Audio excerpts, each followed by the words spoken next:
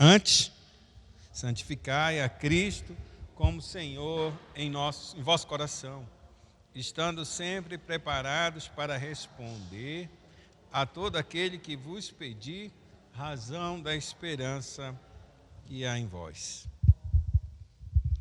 Temos que estar preparados para responder a uma simples pergunta referente a vários assuntos ou comportamentos que nós temos diante deste mundo.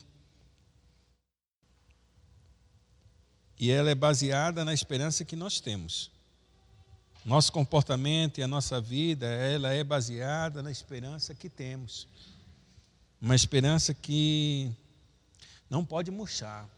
Uma esperança que é preciosa e não perece. É baseada nessa esperança que nós conduzimos nossa vida. O dia que perdemos a esperança na volta de Cristo, no nosso Redentor, toda a esfera da nossa vida, todos os nossos comportamentos mudarão drasticamente. A nossa resposta a uma vida santa, piedosa, uma vida que caminha com Deus, uma vida que preza por obedecer sua palavra, é baseada nessa esperança. E perder ela de vista, por um segundo sequer, a gente passa a viver de outra forma, de outra maneira, falar e a se comportar de outro modo que não é mais condizente com essa esperança. E isso é muito sério para nós, amados.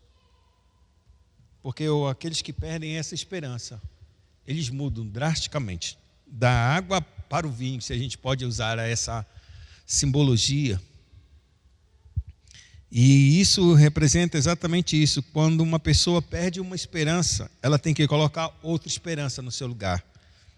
Porque uma coisa é certa nesta terra. Ninguém dentre os homens, ninguém dentre a humanidade toda pode viver sem esperança. Todos nós vivemos debaixo de uma esperança. Seja ela qual for, a gente precisa ter esperança. Se a gente não tiver esperança, a gente sucumbe. As pessoas morrem porque perderam a esperança. Perderam a expectativa de alguma coisa melhor que ela tem para a frente. Quando ela perde a esperança, acabou para a vida dela. A mesma coisa para nós cristãos. Se nós perdemos a esperança que há em Cristo Jesus, no meio de todas as, vamos supor, desafios que você tem, todos os problemas que possa vir você sofrer, passar, experimentar nessa terra, o que te sustenta é apenas uma única esperança, a certeza de que Cristo comprou a tua vida e que Ele vai te levar para o lar. Se você perde isso, você tem que colocar uma outra esperança no teu coração, ainda que seja a esperança mais fraca deste mundo, mas ela é suficiente para te manter ainda em pé nessa terra. Não é suficiente para você realmente entrar no céu, porque só existe uma esperança que nos leva para o céu, que é a esperança da volta de Cristo, a esperança que Cristo perdoou os nossos pecados. Então, por isso, todo mundo ele tem que arranjar uma esperança para se manter nessa terra. E a forma como a gente tem essa esperança molda todo o nosso comportamento, toda a nossa forma de ver, toda a nossa atividade neste mundo. Por isso as pessoas vão ter de perguntar para nós por que você faz do jeito que você faz, pensa do jeito que pensa, por que você age desse jeito. Talvez as perguntas nem possam vir diretamente ao teu coração, uma pessoa perguntando exatamente, por que tu age assim, Alessandro? Por que tu age assim, Shirley? Talvez essas perguntas não venham assim tão diretamente e enfaticamente ao nosso rosto. Mas as pessoas ficam perguntando, por que ela age assim? Porque se você parar para pensar, você mesmo já pensou de outras pessoas, diz, por que ela age dessa forma? O que leva essa pessoa a agir desse jeito? Seja para bem ou para mal, você sempre faz uma pergunta a respeito de um comportamento de uma determinada pessoa, não é verdade?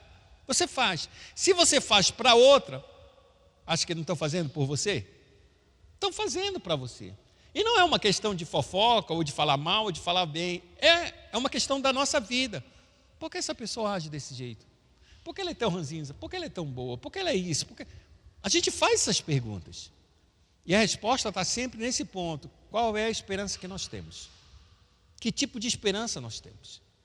Se a nossa esperança é neste mundo, a gente vai ver comportamentos dessa forma. As pessoas agem dessa forma porque a sua esperança está aqui e agora.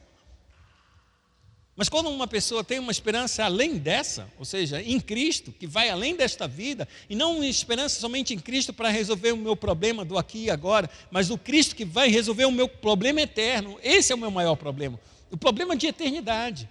Não é um problema se eu vou ter pão amanhã, ou se eu vou ter pão hoje, se eu vou ter uma saúde melhor agora ou no futuro. Esse não é o nosso maior problema, o nosso problema é a eternidade. Nosso problema é com a eternidade. E tudo que Satanás faz na nossa vida é fechar esse momento. Você não pense nunca na eternidade. Pense no aqui e agora. Enquanto você pensar no aqui e agora e manter teu coração no aqui e agora, toda a tua esperança, seja em Cristo ou seja em qualquer outro lugar, vai se voltar para cá, para esse momento, para o hoje. E você vai se comportar somente com o hoje, com o aqui e o agora, com as coisas da matéria, com as coisas deste mundo. Por isso que as pessoas se preocupam somente com o pão de cada dia, somente se preocupam com o que eles vão ter, com o que vai se vestir. Por quê? Porque são as preocupações do hoje, do aqui, do agora. Não se preocupam com a eternidade. E é essa a grande questão que Cristo traz, nossa esperança em Cristo. Se nós esperarmos em Cristo somente nessa vida, a Escritura é bem clara, somos os homens mais miseráveis de toda a terra. Somos os mais infelizes de toda a terra. Porque a nossa esperança em Cristo não é sobre somente estar aqui. É no mundo por vir. É no mundo em que Ele reina. No mundo que todo o mal é abatido e não existe mais o mal, não existe mais Satanás, não existe mais o pecado, não existe mais doença, não existe mais morte, não existe mais coisa alguma que hoje nos faz entristecer e adoecer. É por isso que a nossa esperança tem que estar em Cristo e ela tem que estar sempre viva. Quando perdemos essa expectativa, você pode ter certeza que as coisas e os nossos comportamentos mudarão radicalmente. Radicalmente.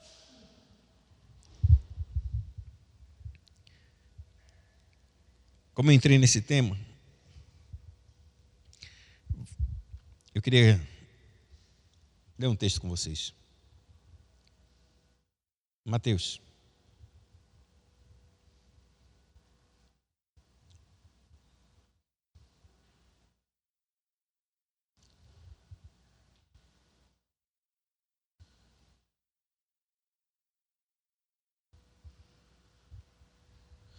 Capítulo número 25.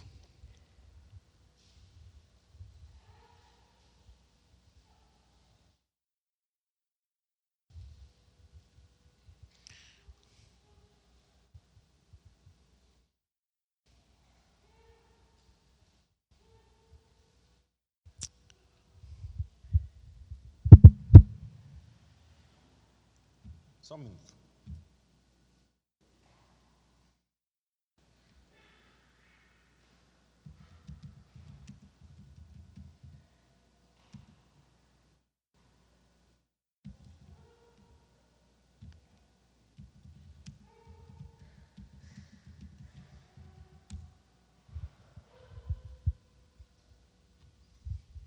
Perdão, é 24.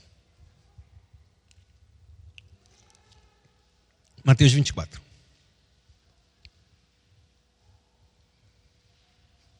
A partir do verso de número 45.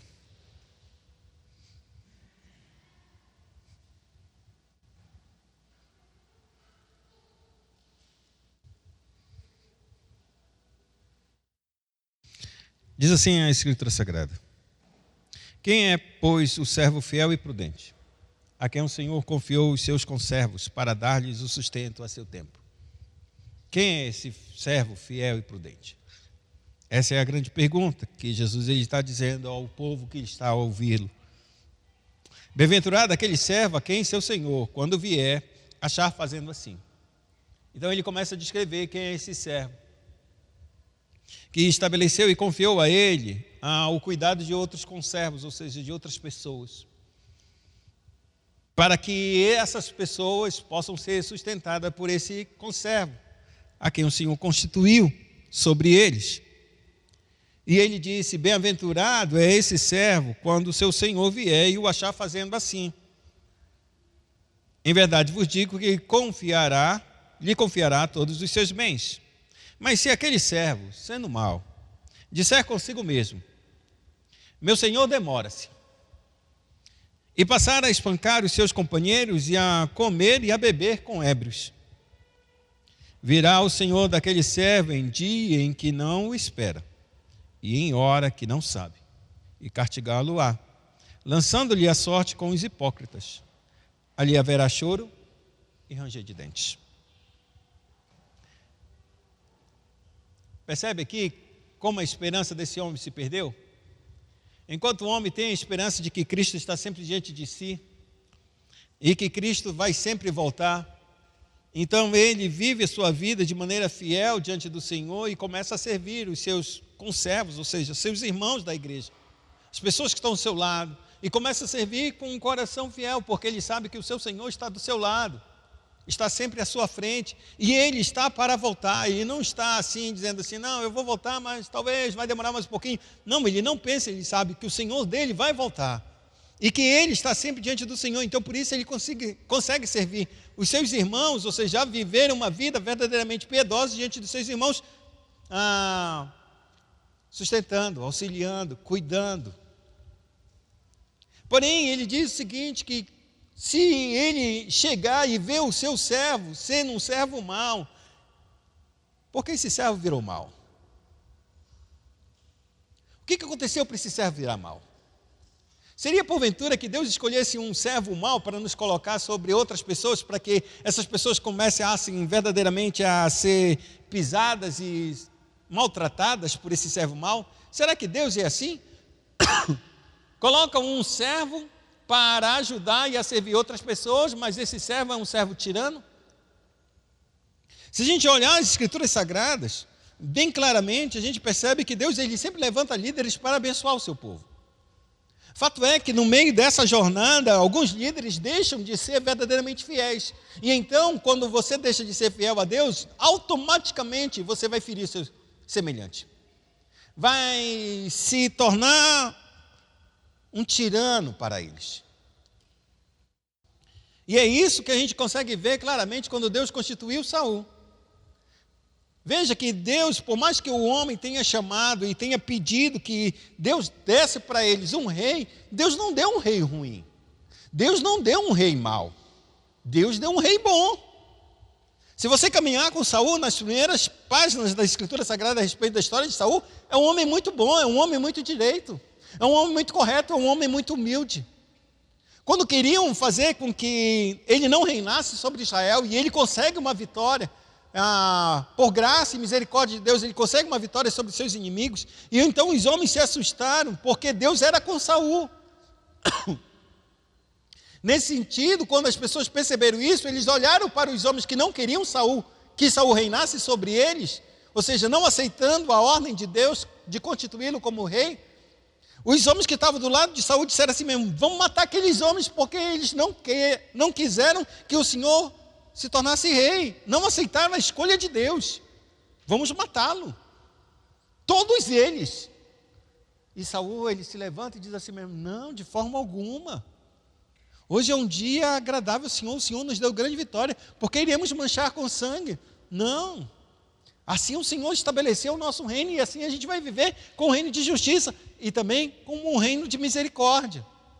E então ele poupa a vida desses homens, todos aqueles que se levantaram contra ele, e ele não se levantou contra esses homens, e os abençoou e teve misericórdia. E o reino prossegue com muita graça, com muita misericórdia, mas o coração dele começa a mudar, o coração dele começa a perverter no meio das dificuldades, no meio das crises. O seu coração começa a ser transformado e o seu coração começa a ser endurecido. E quando ele começa a ser endurecido, ele começa a se apartar de Deus. E uma vez que ele começa a se apartar de Deus, a gente vê a sequência de queda na vida de Saul. E quanto mais ele se afasta de Deus, mais ele oprime o povo. Quanto mais ele se afasta de Deus, quanto mais o coração dele endurece, mais ele vai se oprimindo o povo. E sabe que é uma coisa interessante para nossas vidas entender? É que quando Saul ele começa a se afastar muito de Deus, sabe quem são as primeiras pessoas que vão sentir o peso dele? É a família dele. A família dele vai sentir o primeiro peso das suas injustiças. Ele quase tenta matar o seu próprio filho, Jonatas. Quando Jonatas ele está guerreando, ele pega uma guarnição, pega ele e o soldado e consegue vencer um grupo de filisteus. Quando ele consegue vencer o grupo de filisteus, ele encontra um favo de mel e ele come, ele e o seu servo. Recobram suas forças para continuar lutando. Porém, ele não estava no acampamento quando Saul disse assim mesmo: ninguém come coisa alguma até que a gente mate todos os nossos inimigos. Uma atitude totalmente insana no meio de uma guerra em que todo aquele que guerreia e numa jornada muito grande de batalha e de ir contra os seus inimigos ou avançar em perseguição dos seus inimigos, a pessoa precisa de comida. A pessoa precisa comer, se alimentar, porque senão ele não dá conta de fazer esse trabalho. Só que Jonatas não estava no meio do arraial quando Saul disse assim: ninguém coma, quem comer será maldito. E o que acontece? Jonatas não estava lá, ele comeu. Há um pecado no meio. Saul descobre que há alguma coisa errada. E aí, entre ele e a família dele fazem o que a gente chama de jogar as sortes para determinar de quem é a culpa. Aí a culpa cai sobre a família de Saul. Ele se surpreende. Então ele joga a sorte entre ele e Jonatas, e a sorte cai em Jonatas. E ele pergunta: o que é que tu fizeste? Eu disse: eu comi um favo de mel. E isso recobrou a minha vista, minha força, minha vigor. Por isso saí e venci.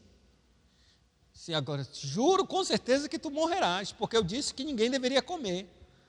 E quem se levanta para poupar a vida de Jonatas é o próprio povo. Negativo. O Senhor deu uma vitória enorme para Israel por meio de Jonatas. Como é que tu vai matar o homem? Não tem jeito. Essa sentença não vai cair. Mas por quê? Por causa da dureza do coração de Saul. Ele declarou uma maldição desnecessária. Por quê? Porque o seu coração já estava se afastando de Deus. E assim vai caindo a queda de Saul de maneira vigorosa, porque ele vai perdendo a esperança em Deus, ele vai perdendo a expectativa de quem é Deus na sua vida. E o final a tragédia de Saul é terrível. E aqui é exatamente isso que esse texto ele diz. Estando o homem, um servo mau, ele vê e diz assim mesmo: meu senhor demora-se. E o resultado passa a espancar os seus companheiros e a comer e a beber com ébrios. Passa a espancar os seus companheiros, pessoas iguais a ele. Não preciso ter muita autoridade para espancar o meu irmão do lado. A Bíblia declara que o juízo de Deus vai vir entre pastores e pastores, e entre ovelhas e ovelhas, ovelhas gordas e ovelhas magras, entre pastores maus e pastores bons. Livro de Ezequiel, capítulo de número 36, se não me engano, ele trata disso. Por quê? Porque às vezes a gente fica pensando que o juízo está entre pastores e ovelhas. Não. Porque para cada um dessas categorias, elas estão separadas exatamente para que a gente julgue entre aqueles que conhecem mais e aqueles que conhecem menos. Dentre aqueles que conhecem mais, serão julgados de uma certa forma, e aqueles que conhecem menos serão julgados de outra forma. Mas esses que conhecem menos e esses que conhecem mais, esses estão dentro de um grupo que vão ser divididos entre bons e maus, entre aqueles que caminharam com Deus e que não caminharam, entre as ovelhas gordas e as ovelhas magras. Nesse sentido, ovelhas que são mais fortes, mas não são autoridades. Pessoas que caminharam com o Senhor há muito tempo e têm caminhado com o Senhor, mas em um determinado momento da sua vida se afastaram e elas estão pisando as ovelhas mais fracas da casa do Senhor. Ovelhas gordas deveriam ser aquelas que poderiam ajudar aquelas ovelhas magras e a protegê-las, mas não fazem isso. É por isso que Deus ele vai fazer um julgamento entre ovelhas e ovelhas, entre pastores bons e pastores maus. Para que todo mundo saiba que nós, cada um de nós, temos uma parte nesse corpo de Cristo e somos responsáveis de edificá-lo. Somos responsáveis, cada um de nós, pelo nosso irmão. Não pense que eu não sou responsável por vocês, ou você não é responsável pelo seu irmão. todos nós somos responsáveis, assim como qualquer um. Se somos uma família, todos da família são responsáveis uns pelos outros. É assim ou não é? É ou não é? Todo aquele que tem mais de um filho sabe, diz, seu irmão, você é o irmão mais velho, você é responsável pelo seu irmão mais novo. Enquanto ele é bem pequenininho, essa responsabilidade não cai tão poderosamente. Mas a partir do momento que eles começam a crescer, você pode ter certeza que a Shirley já falou isso. Falou ou não falou? Falou! Eu já falei isso para minha filha de 4 anos. Você é maior do que ele. Jonathan está muito... É homem, né? Meio grosseiro, né? Homem não vou dizer que é uma desgraça, porque é uma bênção de Deus.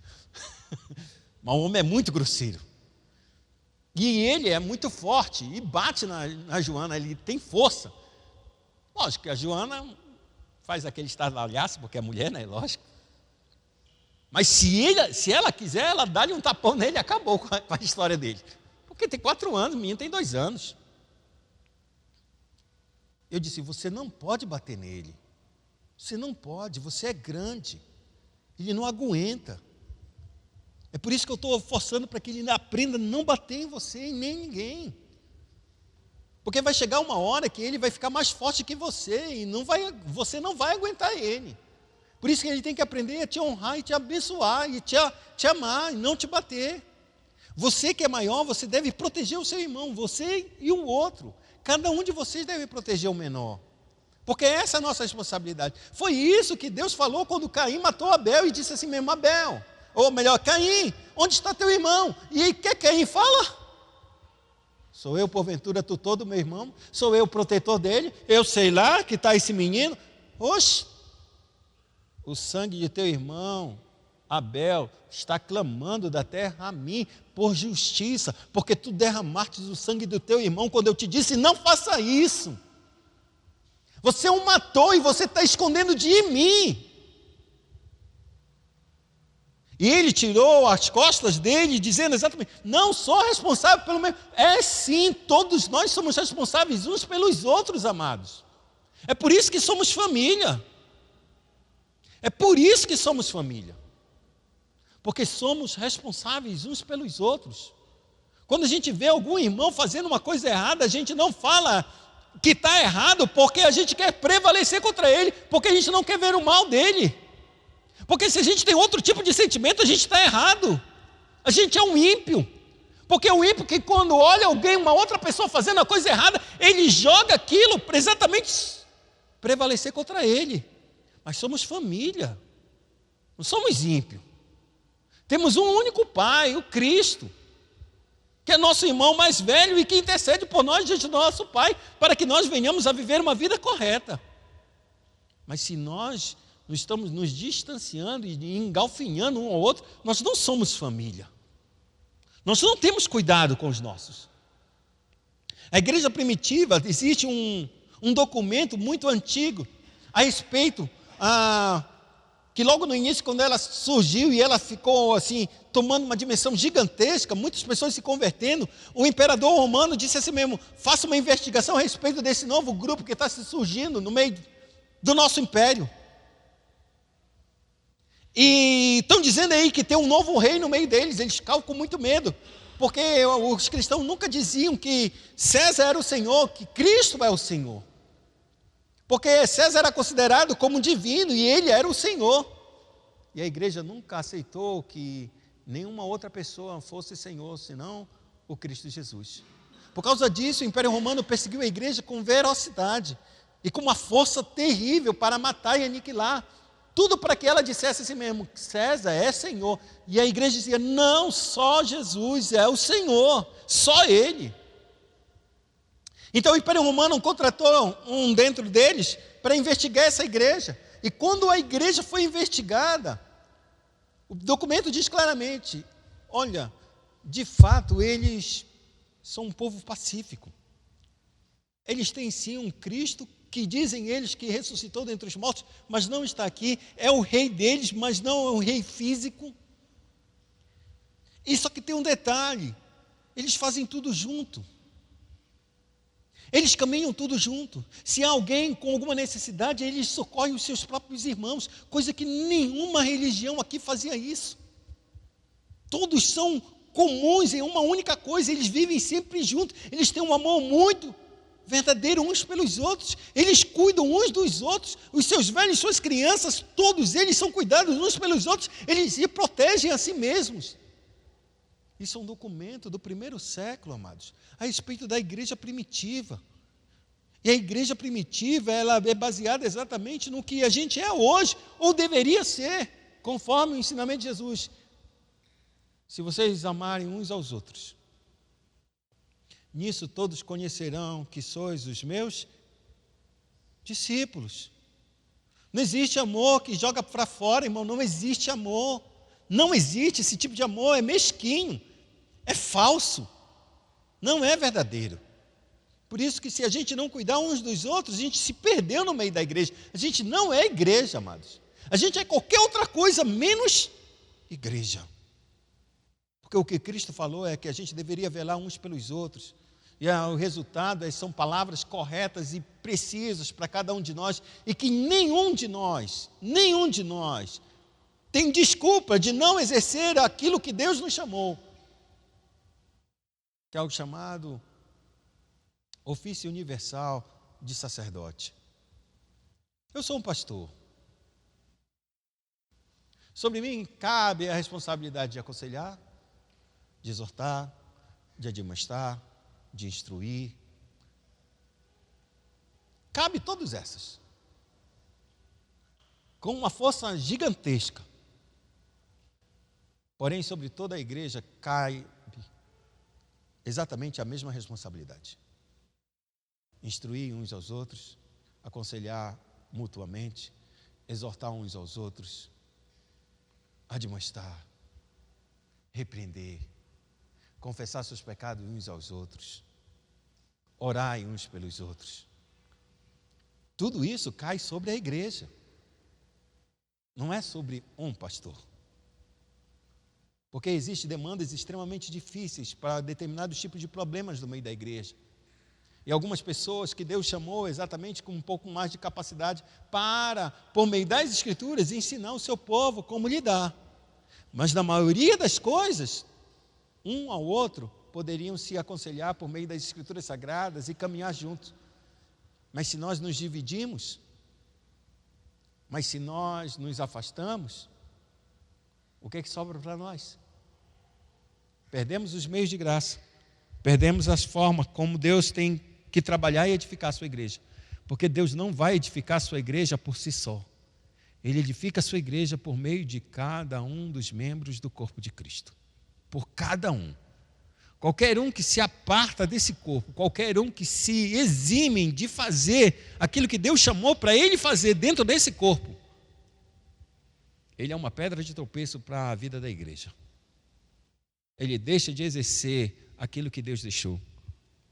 E ele faz isso porque ele é um servo mau. Ele faz isso porque ele é um servo egoísta.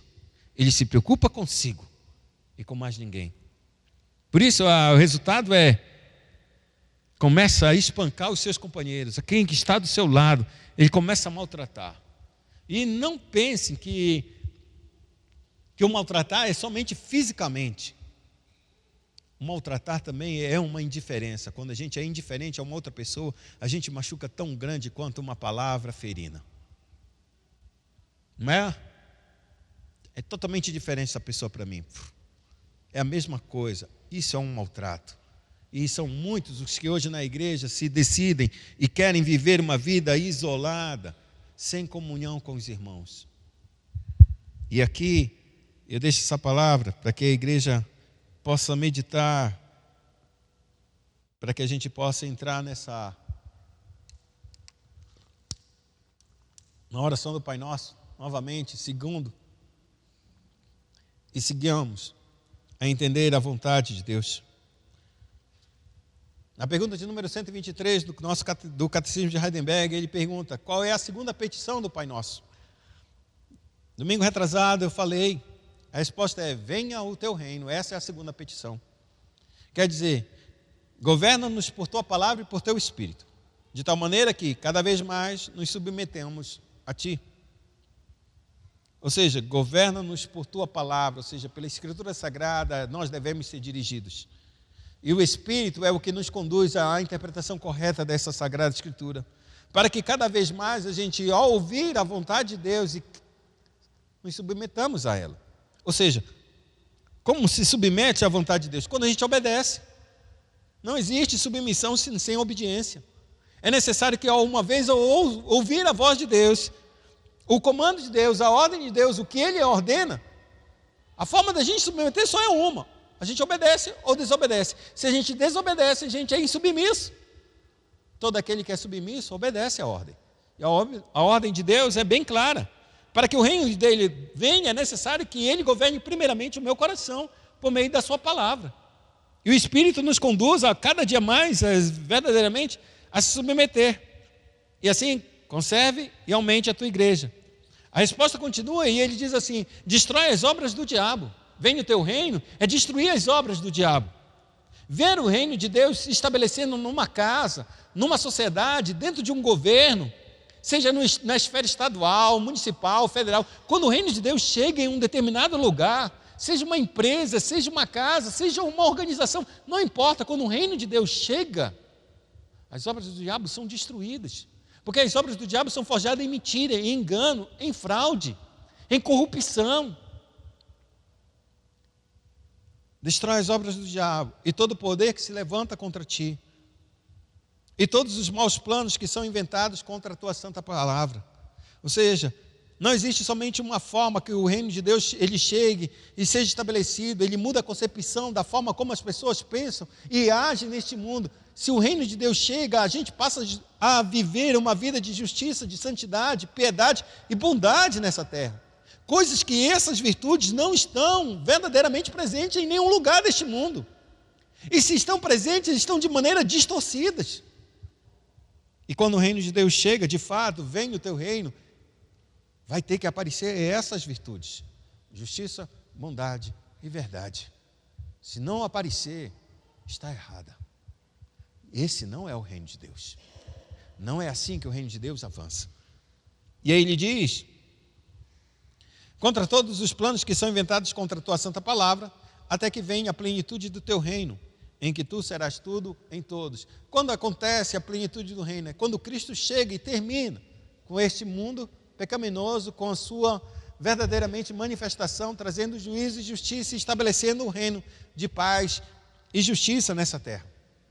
Enquanto isso não chega, a gente vai ter que pedir que o reino venha. Primeiro, o reino tem que chegar no meu coração. Primeiro, o reino tem que chegar na minha casa. Primeiro, o reino tem que chegar na minha cidade. E assim vai sucessivamente. Enquanto eu estou, o reino está chegando. Aonde eu vou, eu sou um arauto desse reino. Eu sou aquele que verdadeiramente chega ao reino de Deus. E se o reino de Deus chega através da minha vida e da tua vida, todo o ambiente ele tem que ser alterado e tem que ser tocado. E espere grande afronta contra você. Porque o reino de Deus é reino de luz. E este mundo é um reino de trevas. E o embate vai ser forte entre a luz e as trevas. E a gente tem que estar preparado, porque as trevas não podem prevalecer contra a luz.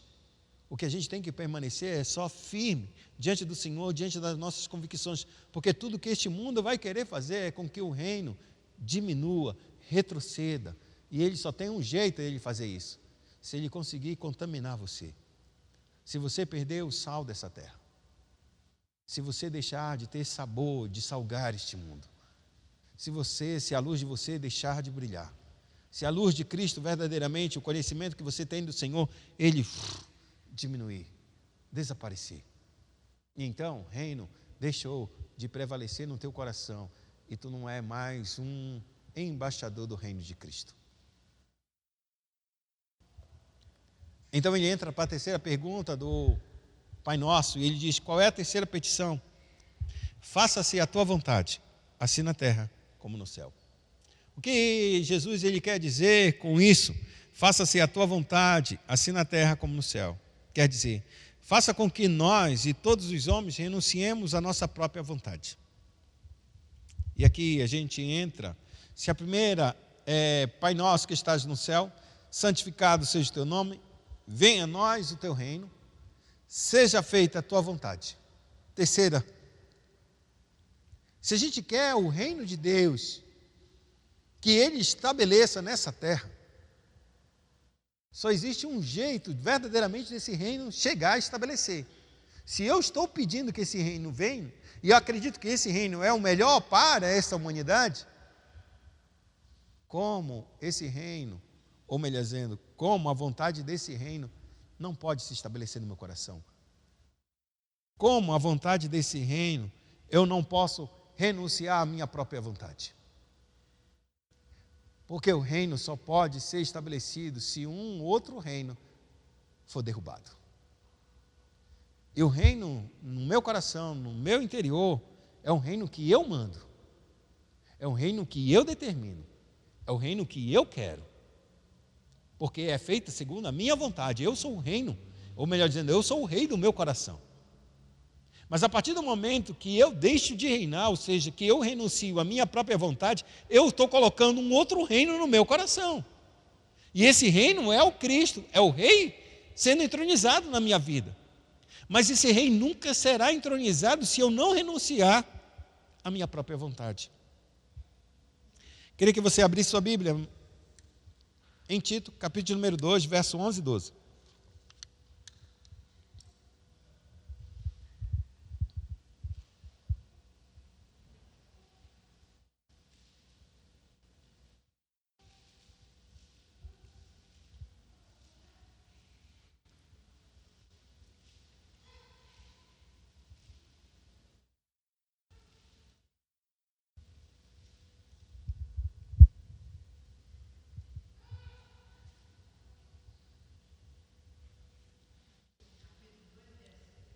Onze e 12.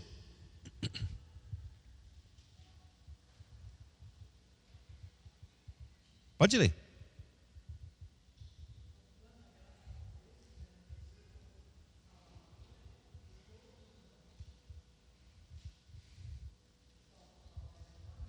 Onze e 12.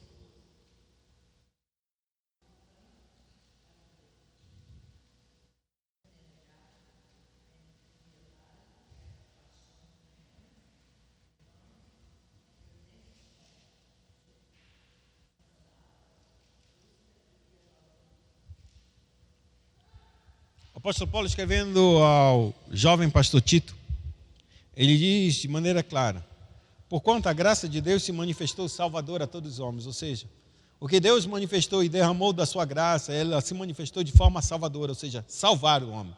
Mas salvar ele de quê, de fato? Então ele responde: educando-nos para que, renegada a impiedade e as paixões mundanas. O que a graça de Deus fez conosco? O que a graça de Deus faz com uma pessoa que realmente nasceu de novo, que recebeu a graça e o perdão dos seus pecados? Ela recebe a graça e o perdão dos pecados para viver pecando? Para andar errada? Para dizer exatamente, não, agora eu tenho Cristo, eu sou dele, mas a minha vida continua do mesmo jeito, mas agora eu entendo que Jesus salvou a minha vida. Isso não é graça.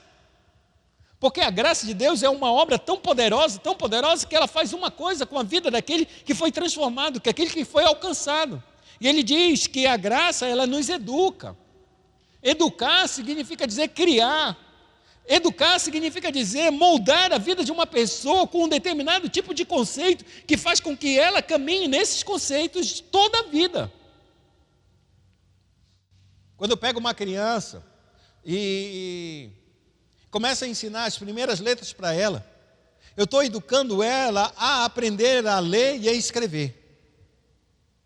A partir do momento que eu eduquei ela e ensinei ela a ler e a escrever, ela nunca mais deixa de aprender, ou nunca mais deixará de ler nem escrever, a não ser que aconteça algum acidente com ela, que ela tenha algum problema. Mas uma vez que ela aprendeu a ler e a escrever, ela vai viver a vida toda sabendo ler e escrever. Acabou. Eu eduquei ela para isso. Mas a Escritura não está dizendo sobre dons e talentos que a gente vai ser educados. Ela está falando de um comportamento de caráter aqui. Por isso ele vai dizer assim mesmo, educando-nos para quê? Para mim aprender a escrever? Para mim aprender a ler? Para mim aprender a pregar? A cantar? Ou fazer qualquer outra? Não, ela não está falando disso. A graça, ela age no nosso coração para aprender virtudes que a gente jamais poderíamos ter. Mas essas virtudes nunca irão acontecer no nosso coração sem que primeiro a graça faça uma coisa conosco. Ele diz, para que renegadas a impiedade e as paixões deste mundo. Se a graça não entra no teu coração, para que a gente nos faça verdadeiramente renegar, ou seja, eu não quero mais isso. A gente sente assim, eu pelo menos penso dessa forma.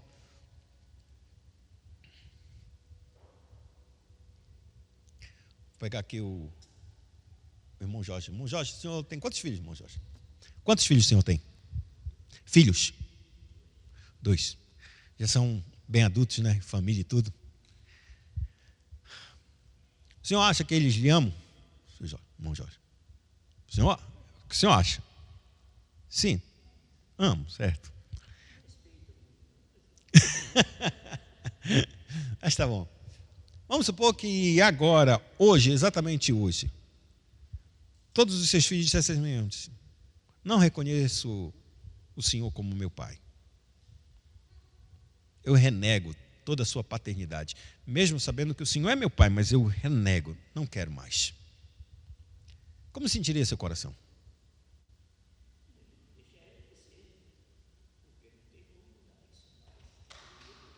Doía para caramba, não é? É isso que ele fala. Renegada a impiedade. O que é uma vida ímpia? É uma vida apartada de Deus.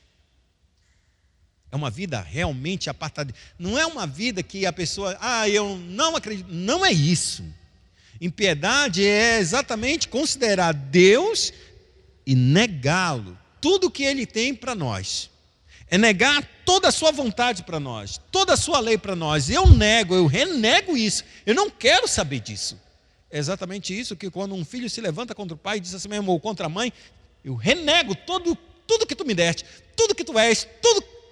O nosso coração, então, que é pai, mãe, recebe um impacto violento. Porque esse é o nosso maior amor, que são os nossos filhos. Mas o que esse filho está dizendo, exatamente, eu estou renegando.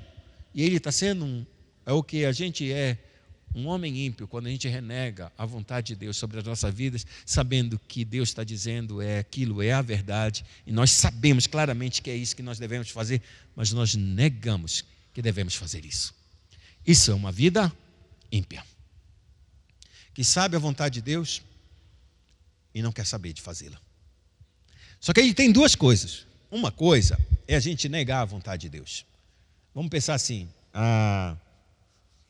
Alana, tu já entraste em atrito com alguma pessoa, correto? E dentro, quando tu entraste em atrito com essa pessoa, tu sentiu que tu deveria pedir perdão para essa pessoa? E por que tu sentiste? Porque Deus disse, vai e perdoa, não é não? A pergunta é, tu fizestes isso? Beleza, graças a Deus por isso. Menos um. Mas vamos supor, e que não é muito raro, não tem muitos que não vão e não pedem perdão? Não. Esse aqui não vai pedir perdão. Esse aqui não. Vai morrer para lá, sei lá o que vai acontecer com a minha vida, mas eu não vou pedir perdão. É assim ou não é? Pergunta que eu faço. Essa pessoa não sabe que Cristo está pedindo para ela perdoar? Ela sabe. Ela tem plena certeza disso. Isso é uma vida ímpia. Ela sabe o que tem que fazer, porque Deus disse para ela fazer, mas ela nega isso. Eu não vou fazer isso. Pode me pedir qualquer outra coisa, mas isso aqui não. É ímpio. Porque sabe qual é a vontade de Deus e não faz. É diferente quando eu sinto a vontade de perdoar ou me peçam para me perdoar, vamos supor assim, chega no meu coração o sentimento de Deus de vir pedir perdão, mas eu nada conheço de Deus. Eu não sei as Escrituras, eu nunca fui cristão. Só vem aquele sentimento porque o próprio Deus, Ele faz isso conosco, mesmo que a gente não o conheça.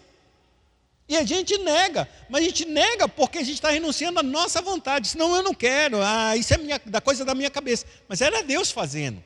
Mas ela não tem uma base dizendo assim mesmo, foi Deus que me pediu para me perdoar. Porque eu nunca soube a vontade de Deus.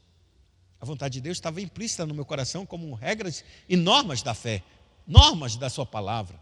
Mas eu não tenho a essência e o conteúdo claro a respeito da palavra. Então, eu estou negando, eu estou sendo um homem ímpio, mas eu estou sendo um homem ímpio sem saber a vontade de Deus, porque eu não o conheço. Está dando para entender até aí? Está na ignorância.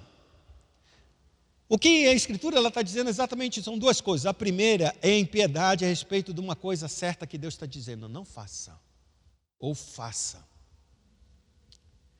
Então eu coloquei o perdão como uma das coisas que a igreja sabe muito bem que deve fazer e muita gente luta para fazer. E muitas vezes não consegue fazer. E sem piedade. Só que a graça ela vai muito mais além disso. Ela não somente faz com que a gente renegue essa vida ímpia que despreza a vontade de Deus, mas ela faz uma coisa. Faz com que a gente renegue as nossas paixões mundanas. Aí vem um segundo ponto, que a graça é maravilhosa. Renegar as paixões mundanas é tudo aquilo que consome nossa vida, que consome a nossa alma, que a gente tem um desejo mais claro e mais verdadeiro. Para o filho, para o jovem rico, a paixão dele era o dinheiro. Para um homem perdido, pode ser a prostituição, sob a vida de devassidão. Para um homem que é ébrio, seja bebida. Para um homem que é um apostador, um viciado, são as apostas. Não importa o que seja, é uma paixão mundana que supre a sua alma, que ela não se satisfaz a não ser que cumpra aquilo, que se satisfaça praticando aquele ato. E aqui são as duas coisas que a graça ela faz com as nossas vidas. A primeira, ela deixa a gente não mais ser um homem ímpio, rejeitar a vontade de Deus. E a segunda, a graça faz com que nós venhamos rejeitar aquilo que mais a gente ama neste mundo. De maneira que o nosso amor se torne totalmente para Cristo. Tem pessoas que amam só o trabalho. É pecado trabalhar? É ou não? Não. Mas tem gente que só vive para o trabalho. Ama o trabalho. Tudo é o trabalho. Não para por nada por causa do trabalho, porque o seu paixão é o trabalho. A sua paixão é a academia. Estuda, é direito, é doutorado, é mestrado, é pós-doutorado, é uma série de coisas. Tem coisas que são na listas desse mundo, amados, e que tornam para nós verdadeiras paixões. Um filho não é uma paixão? Ter uma família não é uma paixão? Mas quantos de nós fazemos da nossa família as nossas paixões do mundo ao ponto de negar o próprio Cristo?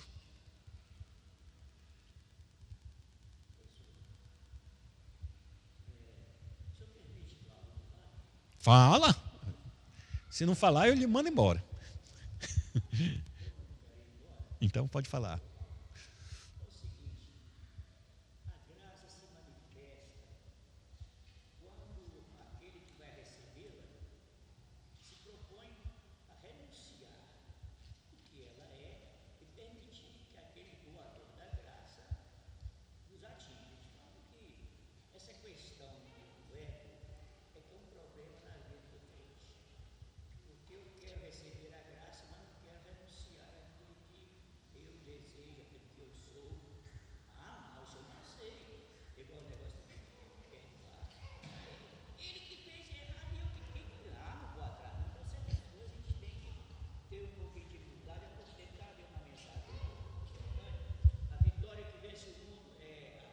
A nossa fé.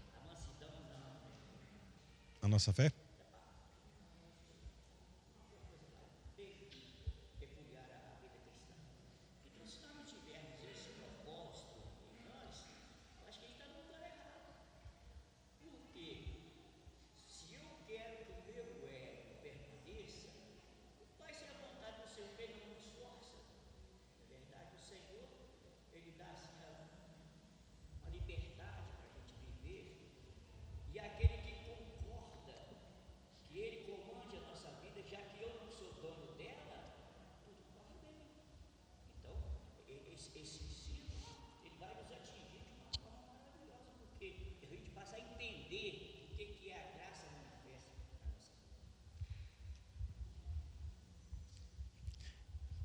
É por isso que não se pode produzir um cristão, irmãos.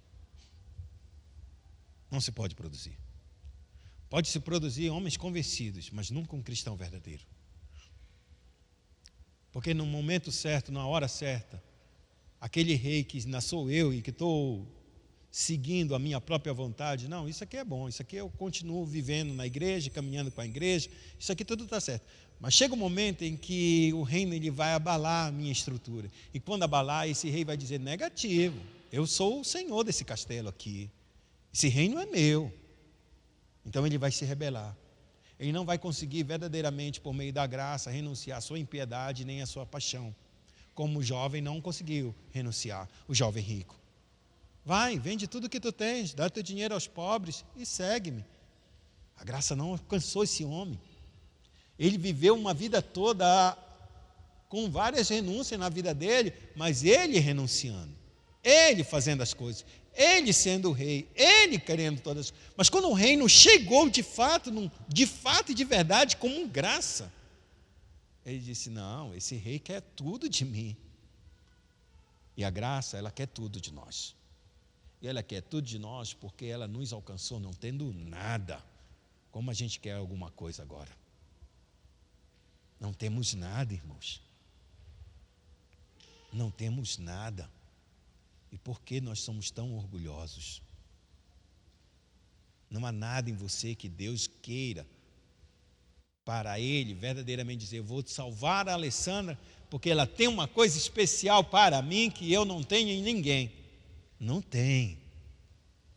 É a graça que alcança ela, alcança a minha vida, alcança a vida de cada um. Ninguém tem nada especial ao ponto de justificar Deus salvar alguém aqui. Não tem nada. O que temos é pecado, e muitos pecados.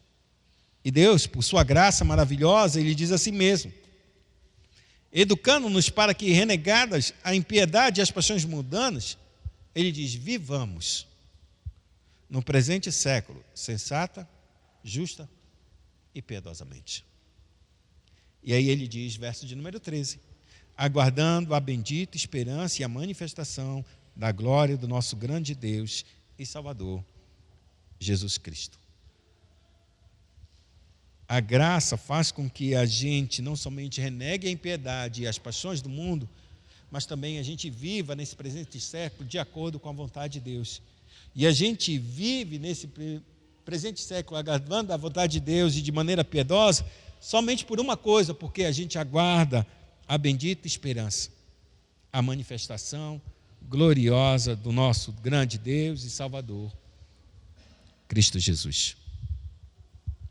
É por isso que quando a gente pede que faça-se a tua vontade, tem que verdadeiramente essa coisa começar a acontecer no nosso coração e a gente renuncia à nossa própria vontade e obedeçamos, sem protesto, à tua vontade. Sem protesto. A única que é boa para cada um, assim cumpra a sua tarefa e vocação, tão pronta e fielmente como os anjos no céu. E esse é o ponto nosso. Muitas vezes a gente não consegue submeter, e quando a gente vai se submeter, muitas vezes a gente protesta, por que eu tenho que fazer isso? Porque sou eu que tenho que perdoar, se não foi eu que maltratei a pessoa. Porque sou eu que tenho que ir. Deus disse, vai, porque é só você que tem o Cristo, não é o outro. É só você que tem o amor dele, não é o outro. É só você que tem a palavra de reconciliação e não é o outro. Porque é só você que tem um perdão dos pecados sobre a tua vida e não é o outro. Porque é só você que recebeu a graça salvadora de Cristo e não é o outro. É você. É isso que Cristo fez. É em você, não é em outro.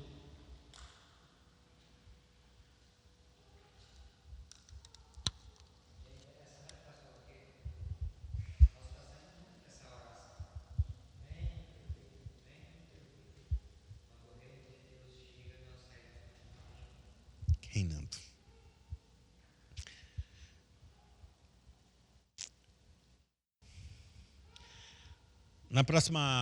Próximo domingo a gente estuda a quarta petição. O pão nosso de cada dia nos dá hoje. A partir de então, ela vai seguir a quarta petição, a quinta petição e a sexta petição, que são só 6 petições que são feitas nessa oração do Pai Nosso. Essas últimas 3, quando elas acontecem, elas cumprem as 3 primeiras. A gente vai falar mais sobre isso no próximo domingo. Oremos ao Senhor.